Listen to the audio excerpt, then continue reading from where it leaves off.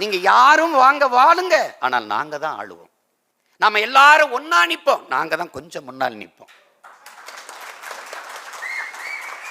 நாம எல்லாரும் ஒரு தாய் பிள்ளைகளா கூடி வாழுவோம், ஆனால் எங்கள் தாய் நிலத்தை நாங்க தான் ஆளுவோம்.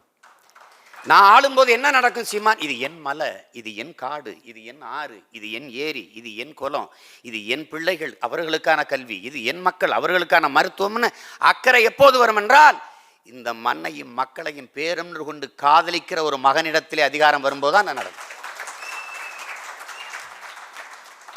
எதை பார்த்தாலும் நான் மரத்தை பார்ப்பேன், மரம் மரம், காற்று உயிர் உயிர், மரம் நிழல், மரம் மழை, மரம் பறவை பட்சிகளின் கூடு, அதற்கான உணவுன்னு இவன் மரம், காசு பணம் துட்டு வெட்டு. எப்படி இருக்கு?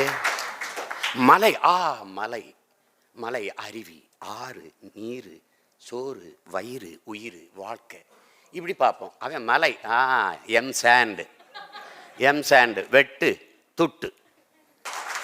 அவர் என்ன சொல்றாருல, துணிவு அப்படின்னு அவர்கிட்ட கத்துக்கிட்டு தான். அஞ்சுவதும் அடிபணிவதும் நம் இன பரம்பரைக்கே கிடையாது. எதுக்கு பயப்படணும்?